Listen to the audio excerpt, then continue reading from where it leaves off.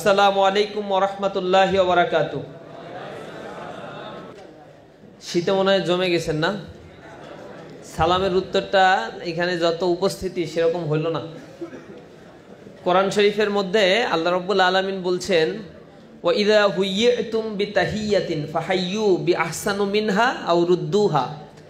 যখন তোমাদেরকে কেউ অভিবাদন জানাবে, সম্বোধন করবে, তখন তোমরা তাদেরকে সে যে ভাষায় বলে তার মতো করেই সম্বোধন ফিরিয়ে দিবে, অথবা তার চাইতে উত্তম ভাষায় তাদেরকে ফিরিয়ে দিবে। এ কারণে রাসূল করিম সাল্লাল্লাহু আলাইহি ওয়াসাল্লামের শিক্ষা হচ্ছে, যখন কেউ সালাম দেয় আসসালামু আলাইকুম, উত্তর দিতে হয় ওয়া আলাইকুম আসসালাম ওয়া রাহমাতুল্লাহ।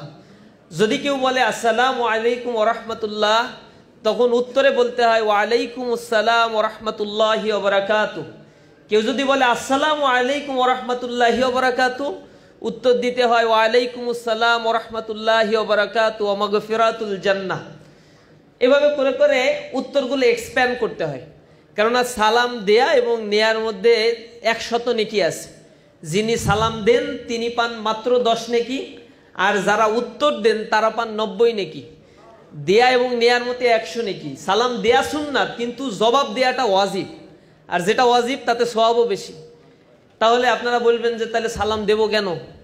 সালাম তো সবসময় নেয়ার জন্য বসে থাকবো। আল্লাহ রাসূল আবার সমাধানও দিয়েছেন, যে ব্যক্তি সালাম আগে দেয় সে ব্যক্তি অহংকার মুক্ত, আর যে অহংকার মুক্ত সে আমার সাথেই জান্নাতে থাকবে। তাহলে সালাম দেয়া এই কারণে প্রতিযোগিতা লেগে যেত সাহাবীদের মধ্যে।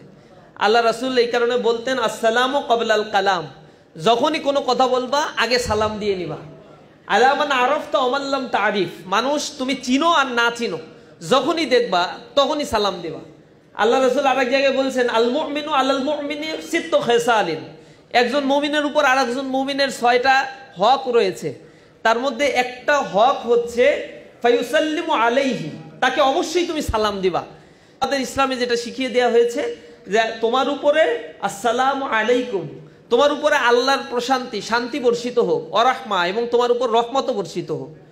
কত চমৎকারভাবে আমরা নিষ্কলুষভাবে একজন মানুষের কল্যাণ কামনা করতে থাকি। মুসলমানদের হচ্ছে এটা স্পেশাল ফিচার। এজন্য কেউ সালাম দিলে সমস্বরে মন উজাড় করে উত্তর দিবেন। সালামের জবাব দেওয়ার মধ্য দিয়ে আল্লাহ রাব্বুল আলামিন আপনার আমলনামাকে ভারী করে তোলে। আসসালামু আলাইকুম ওয়া রাহমাতুল্লাহি ওয়া বারাকাতুহু।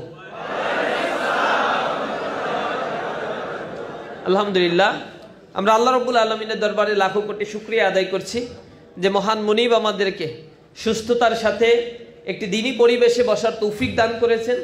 যে মজলিসে আসার জন্য ঘর থেকে বের হলে আল্লাহ রাব্বুল আলামিনের নির্দেশে রহমতের ফেরেশতারা তার নাজাতের জন্য দোয়া করতে থাকে, আবার যতক্ষণ পর্যন্ত না তারা বিচ্ছিন্ন হয়ে নিজ গৃহে প্রবেশ করে ততক্ষণ পর্যন্ত তার প্রোটেকশন আল্লাহ রাব্বুল আলামিনের এই ফেরেশতারা দান করতে থাকে। এবং এই ব্যাপারে বলা হয়েছে 7 শ্রেণীর লোককে আল্লাহ রাব্বুল আলামিন তার আরশের ছায়ার নিচে স্থান দিবেন। তার মধ্যে একটা শ্রেণী থাকবে এরকম যে ইজতামা আলাইহি ওয়া তাফাররাকা আলাইহি, তারা পরস্পর মিলিত হয় আল্লাহর সন্তুষ্টি অর্জনের জন্য, আবার বিচ্ছিন্ন হয়ে যায় আল্লাহর সন্তুষ্টি অর্জনের জন্য। এই ব্যক্তিকে আল্লাহ রাব্বুল আলামিন আরশের ছায়ার নিচে স্থান দিবেন। তো সেই কাতারে আল্লাহ রাব্বুল আলামিন যে আমাদেরকে শামিল করেছেন, এখানে আমরা কোনো আজগুবি গল্প করি না, কারো প্রশংসা ব্যক্তির প্রশংসা করে আসমানে উঠিয়ে দেই না, আমরা কোনো ভাইকে চরিত্র খায় সিগারেট ওদিকে চরিত্র ফুলের মতো পবিত্র বলে গুণকীর্তন করে আল্লাহর আরশকে কাঁপাই না। আমরা মহান মুনিবের দরবারে শুকরিয়া আদায় করি, রাসূলের প্রতি আমরা দুরূদ পেশ করি, এবং মানবতাকে তার এই পৃথিবীতে আগমনের মূল দর্শনটা আমরা শেখানোর জন্য চেষ্টা করি।